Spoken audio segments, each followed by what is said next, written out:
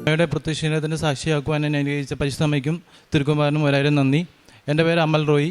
ഞാൻ ഇടുക്കി ജില്ലയിലെ പടമുഖം ഫൊറോയിൽ നിന്നാണ് വരുന്നത്. ഞാനിവിടെ കൃപാസനത്തിൽ വരാനുള്ള കാരണം എന്ന് പറഞ്ഞു കഴിഞ്ഞാൽ എൻ്റെ സിസ്റ്റർ ഇവിടെ ഉടമ്പടി എടുത്ത് സാക്ഷ്യം പറയുകയുണ്ടായി. ആ പ്രചോദനത്താലാണ് ഞാൻ ഇവിടെ വന്ന് ഉടമ്പടി എടുക്കുന്നത്.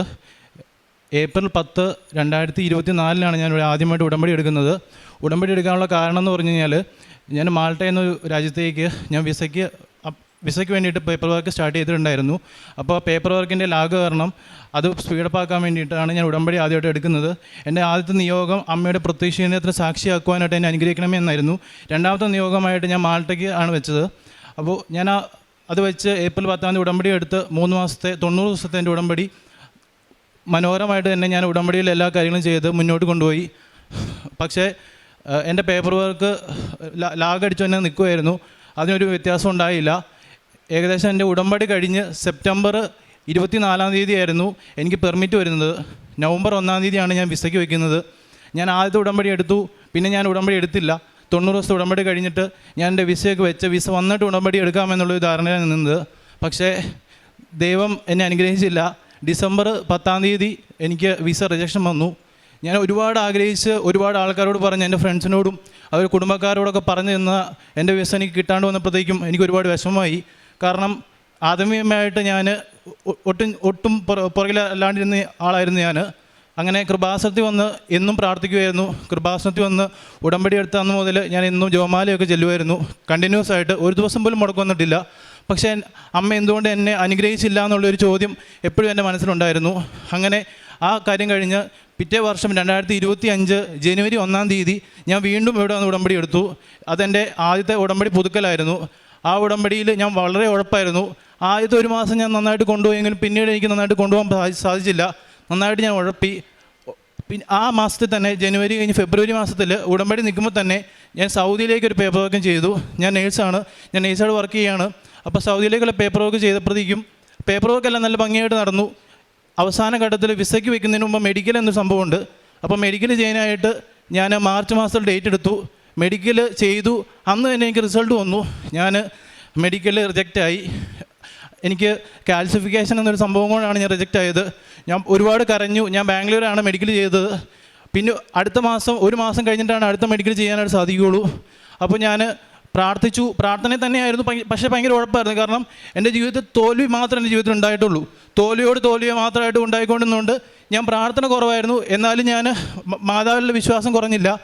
ഞാനങ്ങനെ ഏപ്രിൽ മാസത്തിൽ ഞാൻ കൊച്ചിയിൽ വെച്ച് മെഡിക്കൽ ചെയ്യാൻ വേണ്ടിയിട്ട് ഡേറ്റ് എടുത്തിട്ട് ഞാൻ കൃപാസനത്തിൽ വന്ന് പ്രാർത്ഥിച്ചിട്ട് പിറ്റേ ദിവസം മെഡിക്കൽ പോയി ചെയ്തു. അന്ന് അതിൻ്റെ റിസൾട്ട് വന്നു. അന്നും ഞാൻ ഫെയിലായി. അങ്ങനെ എനിക്ക് മാൾട്ടയ്ക്ക് റിജക്ഷൻ കിട്ടി. അത് കഴിഞ്ഞ് സൗദിക്ക് റിജക്ഷൻ കിട്ടി. അങ്ങനെ മൊത്തത്തിൽ പരാജയപ്പെട്ട് താഴെ നിന്ന സമയത്ത് ഞാൻ ഏപ്രിലിൽ വീണ്ടും ഉടമ്പടി എടുത്തു. ആ ഉടമ്പടിയിലും ഞാൻ നന്നായിട്ട് കൊണ്ടുപോകണമെന്ന് ആഗ്രഹിച്ചു. അച്ഛൻ എപ്പോഴും ഡെയിലി ബ്ലെസ്സിങ്ങിൽ പറയുന്നൊരു കാര്യമുണ്ട്, ഉടമ്പടി എടുക്കുകയാണെങ്കിൽ ഉടമ്പടിയിൽ ഉഴപ്പിക്കഴിഞ്ഞാൽ ഉറപ്പായിട്ടും പണി കിട്ടും. പണി മേടിച്ച് വെക്കരുതെന്ന് എനിക്കറിയാവുന്ന കാര്യമാണ്. പണി മേടിച്ച് കിട്ടുമെന്നുള്ളത് എൻ്റെ ജീവിതത്തിൽ ഞാൻ ഉഴപ്പിയതിനുള്ള പണി എനിക്ക് കിട്ടിക്കഴിഞ്ഞു. ഞാൻ എൻ്റെ അപ്പൻ്റെ മുന്നിൽ, അമ്മയുടെ മുന്നിൽ, നാട്ടുകാരുടെ മുന്നിൽ, ഫ്രണ്ട്സിൻ്റെ മുന്നിൽ എല്ലാം ഞാൻ ഭയങ്കരമായിട്ട് നാണം കേട്ടു. കാരണം ഞാൻ വാൾട്ടയിലേക്ക് വെച്ചതും അതുപോലെ തന്നെയുള്ള ഓരോ കാര്യങ്ങളും ഞാൻ എല്ലാവരും പറയുമായിരുന്നു. എൻ്റെ മനസ്സിലൊരു കാര്യം ഇരിക്കത്തില്ലായിരുന്നു. അതുകൊണ്ട് തന്നെ എല്ലാവരും മുന്നിൽ നാണം കേട്ടു. അങ്ങനെ എന്നൊരവസ്ഥയിൽ ഞാൻ വീണ്ടും എനിക്ക് ഉടമ്പടി ഉണ്ടായിരുന്നു. ആ ഏപ്രിലെടുത്ത ഉടമ്പടി മുന്നോട്ട് പോയിക്കൊണ്ടിരുന്നു. അങ്ങനെ ഏകദേശം ജൂൺ മാസത്തിൽ ഉടമ്പടി കഴിഞ്ഞു. ജൂലൈ മാസത്തിൽ എനിക്ക് പെട്ടെന്നൊരു ഇൻ്റർവ്യൂ വന്നു മാൾട്ടയിലേക്കുള്ള വേറൊരു ഏജൻസി വഴി. ആ ഏജൻസിയിൽ ഞാൻ ഇൻ്റർവ്യൂ അറ്റൻഡ് ചെയ്തു. ഇൻ്റർവ്യൂ പാസ്സായി. അതേ സമയത്ത് ഒരാഴ്ച കഴിഞ്ഞപ്പോഴത്തേക്കും പരിശുദ്ധ അമ്മ വഴി തന്നെ എനിക്ക് ദുബായിലേക്ക് പോകാനൊരു അവസരം കിട്ടി. അങ്ങനെ ഞാൻ ദുബായിലേക്ക് പോയി. ഓൾറെഡി സൗദിക്കുള്ള പേപ്പർ വർക്ക് ചെയ്തിട്ടുള്ളതുകൊണ്ട് ദുബായിലേക്ക് പേപ്പർ വർക്ക് ചെയ്യാനായിട്ട് അധികം താമസം വന്നില്ല. അപ്പോൾ ആ സൗദിയുടെ പേപ്പർ വർക്ക് തന്നെ വെച്ച് ഞാൻ ട്രാൻസ്ലേറ്റ് ചെയ്ത് ദുബായിലേക്ക് കയറിപ്പോയി. ഏകദേശം 9 മാസത്തോളം ഞാൻ വർക്ക് ചെയ്തു. പക്ഷേ എനിക്കവിടെ അധികം നാൾ നിൽക്കാൻ സാധിച്ചില്ല. കാരണം എൻ്റെ മനസ്സിലെപ്പോഴും യൂറോപ്പ് എന്നൊരു സ്വപ്നം എൻ്റെ ജീവിതത്തിൽ എപ്പോഴും ഉണ്ടായിരുന്നു. കൃപാസനത്തിൽ വരാനുള്ള മെയിൻ കാരണം അത് തന്നെയായിരുന്നു. പക്ഷേ ഞാൻ അവിടെ ദുബായി പോയി. അവിടുത്തെ ജോലിഭാരവും അവിടുത്തെ ഒറ്റപ്പെടലും എന്നെ വളരെ തളർത്തി. ഞാനങ്ങനെ ഏകദേശം 2026 ഏപ്രിൽ 9 ഞാൻ തിരിച്ച് നാട്ടിലെത്തി.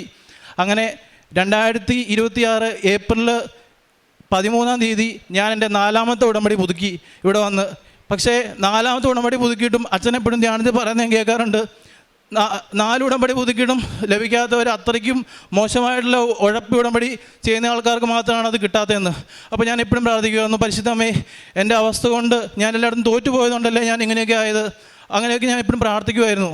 അങ്ങനെ സത്യം പറയട്ടെ, ഞാൻ ഏപ്രിൽ 13 എടുത്ത ഉടമ്പടി ഞാൻ വളരെ മാന്യമായ രീതിയിൽ കൊണ്ടുപോയി 90 ദിവസം ഞാൻ കംപ്ലീറ്റ് ചെയ്തുകൊണ്ടിരിക്കുകയാണ്. ഇപ്പോഴും ഞാൻ ആ ഉടമ്പടി തന്നെയാണ് ഉള്ളത്. ഞാനങ്ങനെ ഏപ്രിലിൽ തന്നെ 23 തീയതി 2026 ഞാൻ വിസയ്ക്ക് വെച്ചു. മാൾട്ടയ്ക്ക് വയ്ക്കുന്ന ആ സമയത്ത്, വിസയ്ക്ക് വയ്ക്കുന്ന സമയത്ത് ഏറ്റവും കൂടുതൽ വിസ റിജക്ഷൻ കിട്ടുന്ന ടൈമിലാണ് ഞാൻ വിസയ്ക്ക് വയ്ക്കുന്നത്. വിസ ഇൻ്റർവ്യൂ ഉള്ള ആൾക്കാർക്ക് വിസ റിജക്ഷൻ ഉറപ്പാണ്, മസ്റ്റായിട്ടുള്ള കാര്യമാണത്.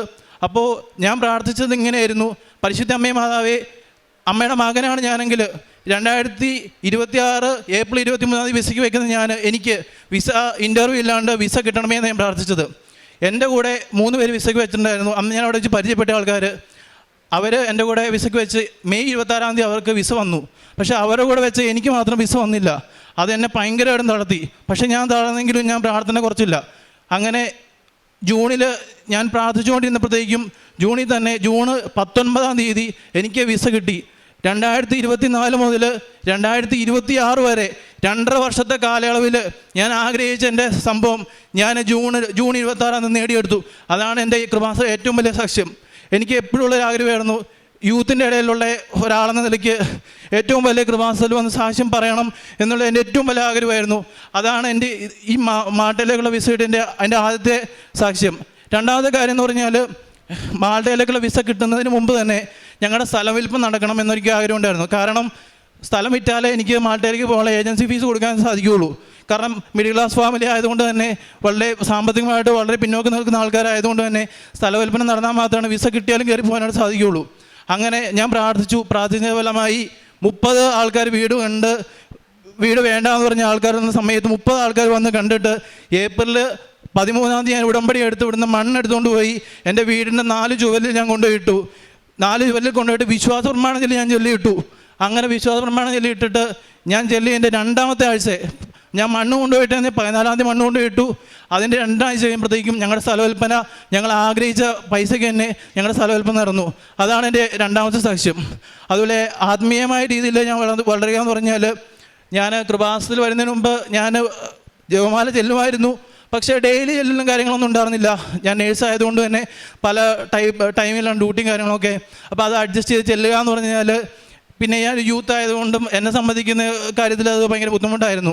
പക്ഷേ കൃപാസനത്തിൽ വെച്ച് ഞാൻ 2024 ഏപ്രിൽ 10 ഉടമ്പടി എടുത്തിട്ട് ഇന്നിപ്പം ഈ ജൂലൈ മാസം വരെ ഞാൻ ഇതുവരെ ഒരു ജപമാല പോലും മുടക്കിയിട്ടില്ല. സത്യസന്ധമായിട്ട് ഞാൻ പറയുന്നു.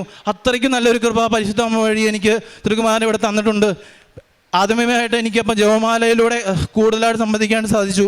അതുപോലെ തന്നെ ഞാൻ സത്യക്രിസ്ത്യാനി ആയതുകൊണ്ടും കുമ്പസാരം എന്ന കൂദാശ എന്താണെന്ന് ആദ്യം സ്വീകരിക്കുന്ന സമയത്ത് അറിഞ്ഞൊരു വ്യക്തിയാണ് ഞാൻ.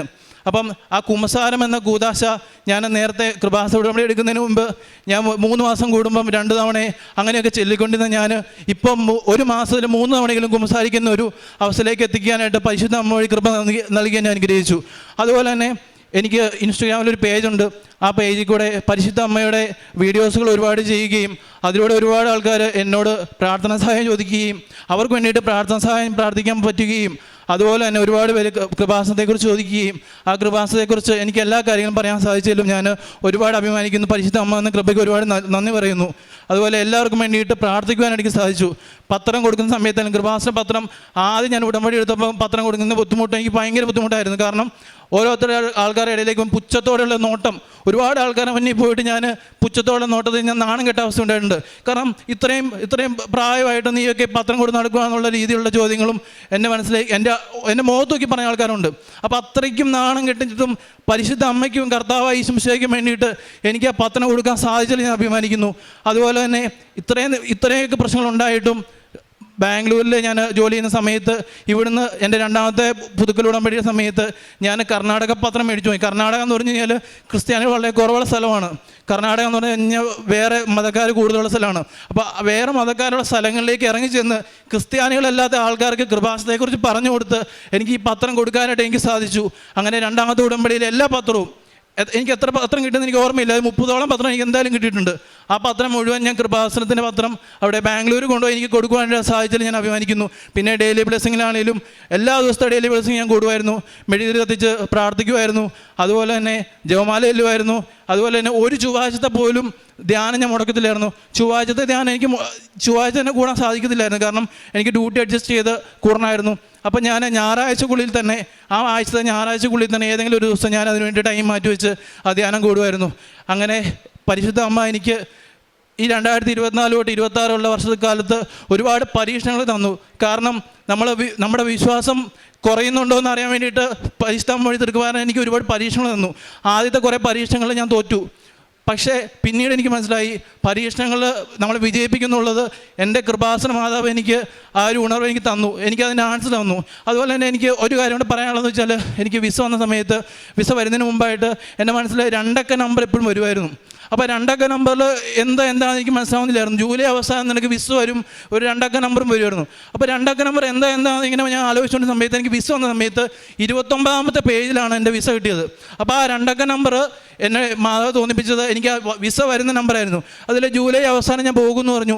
ജൂലൈ അവസാനം ഞാൻ പോകാനായിട്ട് എൻ്റെ പേപ്പർ വർക്കെല്ലാം ഏകദേശം കഴിയാനായി. ഈ ആഴ്ച ഒരു ക്ലാസ്സോട് കൂടി കഴിഞ്ഞ് എനിക്ക് ഫ്ലൈറ്റ് ടിക്കറ്റ് കിട്ടി.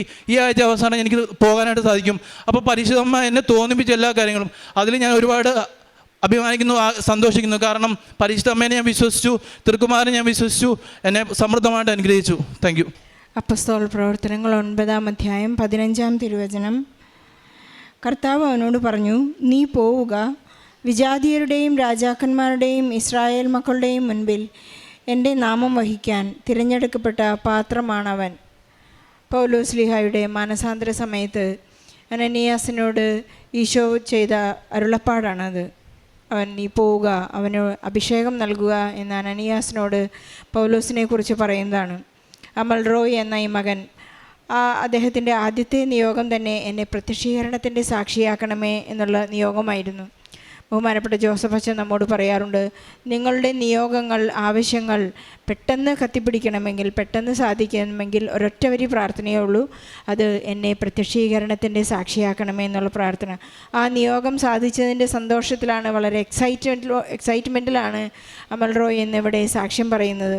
2ാമത്തെ നിയോഗം എന്ന് പറയുന്നത് മാൾട്ട വിസ ലഭിക്കണം എന്നുള്ളതായിരുന്നു. അതിലൂടെ ഒരു 2.5 വർഷക്കാലം ഈ മകൻ കടന്നുപോയ എല്ലാ സംഘർഷങ്ങളെയും കുറിച്ച് മകൻ ഇവിടെ ഏറ്റുപറയുകയായിരുന്നു. നമുക്കറിയാവുന്ന പോലെ ദൈവത്തിൻ്റെ കൂടെ ജീവിക്കാൻ ഒരുങ്ങുന്നത് ഒരു വലിയ തീരുമാനമാണ്. വിഷയമല്ല പ്രധാനം, ദൈവമാണ് എൻ്റെ വിഷയം എന്നുള്ള ഒരു തീരുമാനത്തിലേക്ക് എത്തുന്നതാണ് ഈ സാക്ഷ്യത്തിൻ്റെ പ്രത്യേകത. അതുപോലെ തന്നെ തിരുവുത്താനത്തിൻ്റെ കല്ലറയിൽ നിന്ന് എമ്മാവൂസ് വരെ പോയ ശിഷ്യന്മാർ കണ്ണു തുറന്നപ്പോൾ ഞങ്ങൾ എത്രയോ അകന്നുപോയി എന്ന ഒരു തിരിച്ചറിവ് അവർക്ക് ലഭിച്ചു. നമുക്ക് തിരിച്ചു നടക്കേണ്ട സമയമായി, കണ്ണു തുറക്കേണ്ട സമയമായി എന്നെല്ലാമാണ് നമ്മുടെ ഉടമ്പടി ജീവിതത്തിൽ നാം ലാഗ് ചെയ്യുമ്പോൾ, നമുക്ക് എപ്പോഴെങ്കിലും മടുപ്പ് തോന്നുമ്പോൾ, അല്ലെങ്കിൽ നമുക്ക് ഇനി പ്രാർത്ഥിച്ചിട്ട് കാര്യമില്ലല്ലോ, മറ്റുള്ളവർക്കെല്ലാം ലഭിച്ചു, എനിക്ക് മാത്രം ലഭിച്ചില്ല എന്ന സങ്കടകാലത്ത് നാം ഓർത്തിരിക്കേണ്ട ചില കാര്യങ്ങളാണതെല്ലാം. ഈശോ എന്നെ കൈവിടില്ല, കാരണം ഞാൻ ഉടമ്പടിയിലാണ്. പരിശുദ്ധ അമ്മ എനിക്ക് വേണ്ടി മാധ്യസ്ഥം വഹിക്കും. നമുക്ക് ദൈവം നമ്മെ വ്യക്തിപരമായി സ്നേഹിക്കുന്നു എന്ന് വീണ്ടും വീണ്ടും പറയുന്നതാണ് നഷ്ടപ്പെട്ട നാണയം, നഷ്ടപ്പെട്ട കുഞ്ഞാട്, ധൂർത്തപുത്രൻ. ഈശോ നമ്മെ ചേർത്ത് പിടിക്കുന്ന ഒരുപാട് അനുഭവങ്ങൾ, കഥകൾ, പാരബിൾസ് നമുക്ക് സുവിശേഷത്തിൽ കാണാൻ സാധിക്കും. ഈ മകനെ ഇന്ന് വളരെയധികം അനുഗ്രഹിച്ചിരിക്കുന്ന മകനെ യൂട്യൂബിൽ, ഇൻസ്റ്റയിൽ ഒരു അക്കൗണ്ട് തുടങ്ങുവാനും അത് ഈശോയ്ക്ക് വേണ്ടി പരിശുദ്ധ അമ്മയെക്കുറിച്ച് പറയുവാനും അതിലൂടെ ഒരുപാട് മക്കൾ വിശ്വാസത്തിലേക്ക് വരുവാനും അവർക്കെല്ലാം ഒരു അകമഴിഞ്ഞ് കാരുണ്യ പ്രവൃത്തികളും പ്രേക്ഷിത പ്രവർത്തനവും ചെയ്യുവാനുള്ള വലിയ കൃപ ലഭിച്ചതിൻ്റെ അഭിഷേകത്തോടെയാണ് ഈ മകനോടെ നിൽക്കുന്നത്. അമൽ റോയ്ക്കും കുടുംബത്തിനും ലഭിച്ച എല്ലാ അനുഗ്രഹങ്ങൾക്കും നന്ദി പറഞ്ഞുകൊണ്ട് നമ്മുടെ എല്ലാ ജീവിത പ്രതിസന്ധികളെയും, ഈ വിസ തടസ്സമായി നിൽക്കുന്ന എല്ലാ മക്കളുടെയും, സ്ഥലവിൽപ്പനയ്ക്ക് തടസ്സമായി നിൽക്കുന്ന എല്ലാ അവസ്ഥകളെയും ഈ മകൻ പറയുകയുണ്ടായി. ഞാനിവിടെ നിന്ന് 2.5 വർഷക്കാലം ഞാൻ 30 പേർ വന്ന് കണ്ടുപോയ ആ സ്ഥലം ഞാൻ 2.5 വർഷമായിട്ട് പരിശ്രമിക്കുകയായിരുന്നു. 2 ആഴ്ച കൊണ്ട് ഞാനിവിടെ നിന്ന് വിശുദ്ധ മണ്ണ് കൊണ്ടുപോയിട്ട് പ്രാർത്ഥിച്ചപ്പോൾ എനിക്ക് അത് സാധിച്ചു എന്ന് പറഞ്ഞു. എല്ലാ അനുഗ്രഹങ്ങൾക്കും നമുക്ക് നന്ദി പറയുന്നതോടൊപ്പം നമ്മുടെ ജീവിത പ്രതിസന്ധികളെ ഈ സാക്ഷ്യത്തോട് ചേർത്ത് വെച്ച് ഈശോയ്ക്കും പരിശുദ്ധ അമ്മയ്ക്കും നല്ലൊരു കയ്യടി നൽകി ഈ സാക്ഷ്യം നമുക്ക് സമർപ്പിക്കാം. അത്യപൂർവ ദൈവാനുഭവങ്ങൾ ഇനി നിങ്ങൾക്കും സ്വന്തം. ഈ യൂട്യൂബ് ചാനൽ ഇതുവരെ സബ്സ്ക്രൈബ് ചെയ്തിട്ടില്ലെങ്കിൽ ഇപ്പോൾ തന്നെ സബ്സ്ക്രൈബ് ചെയ്യുക.